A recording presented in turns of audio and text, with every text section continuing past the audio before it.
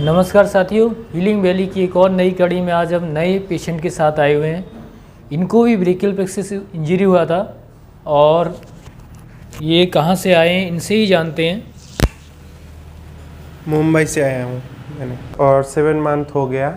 मेरे को फर्स्ट में मालूम नहीं था, फिर 2-3 का मंथ का बाद MRI करा, फिर पता चला मेरा ब्रेकियल प्लेक्सस है। और मैंने यूट्यूब से वीडियो देखकर सर को पता लगा और सर का ऑफिस में आया।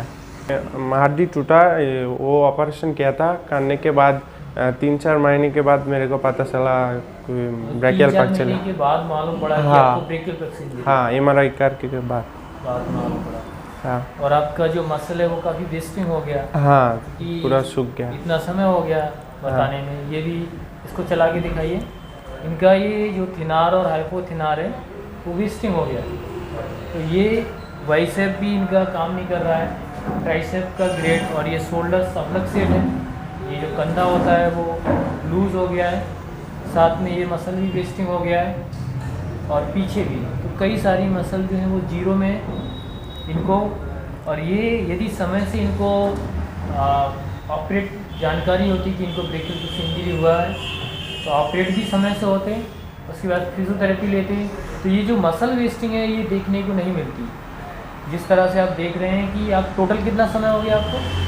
7 महीने। 7 महीने में आप देख सकते हैं इतना मसल वेस्टिंग हो गया है। तो ये जनरली देखा नहीं है मैंने कि इतना मसल वेस्टिंग देखने को मिले। इनको काफ़ी वेस्टिंग हुआ है।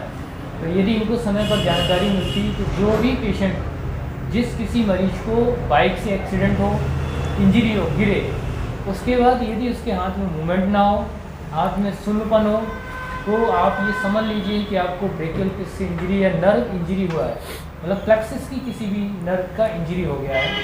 तो इसका ये लक्षण होता है कि इसमें आपको यहाँ सुन्नपन भी हो सकता है, इस जगह भी, इस जगह भी, कहीं भी सुन्नपन हो सकता है। तो रूट पर निर्भर करता है कौन कौन सी रूट इंजर्ड हुई हैं, साथ में आपकी मूवमेंट लॉस होते हैं। तो आप यदि इस तरह की समस्या है तो आप नज़दीकी जो भी आपके ऑर्थोपेडिक्स या न्यूरो सर्जन है उनसे परामर्श लें समय रहते, और साथ में उनके परामर्श के बाद फिर फिजियोथेरेपिस्ट से परामर्श लें। यदि आप ऑपरेशन की कराने के लिए बोले सर्जन तो 3 महीने के अंदर आपको लगभग ऑपरेशन करा लेना चाहिए। और यदि ऑपरेशन हो गया है तो ऑपरेशन होने के बाद फिजियोथेरेपी बहुत आवश्यक है।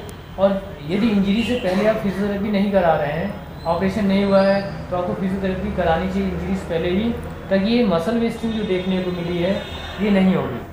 तो आप लोग ध्यान रखें कि इस तरह से इंजरी जो है ब्रेकियल प्लेक्सस को, इसको गंभीरता से लें। और ये बहुत ही गंभीर इंजरी है, इसमें रिकवरी जो रेट होता है वो बहुत कम आता है। और समय व्यर्थ ना करें। जो भी इस तरह की परेशानी से ग्रसित हैं, समय रहते इलाज में, चाहे वो सर्जरी हो या फिजियोथेरेपी, दोनों बहुत महत्वपूर्ण हैं। दोनों के बगैर रिकवरी पॉसिबल नहीं है। हाँ, कुछ ऐसे केस होते हैं जिसमें केवल नर्व कंप्रेस होती है या फिर सूजी हुई होती है, जिसे न्यूरोपायरेक्सिया बोलते हैं, उसमें बगैर ऑपरेशन पेशेंट ठीक होते हैं। लेकिन जो पेशेंट का नर्व टूटा होता है या स्ट्रेच होता है उसमें सर्जरी की आवश्यकता पड़ती है। इसलिए आप लोग इसे गंभीरता से लें, समय से एक अच्छे न्यूरो सर्जन से या माइक्रो एंड सर्जन से या प्लास्टिक सर्जन से परामर्श लें। और उसके बाद फिजियोथेरेपी कराना बहुत ही आवश्यक है। फिजियोथेरेपी इलाज है। जय हिंद, जय भारत।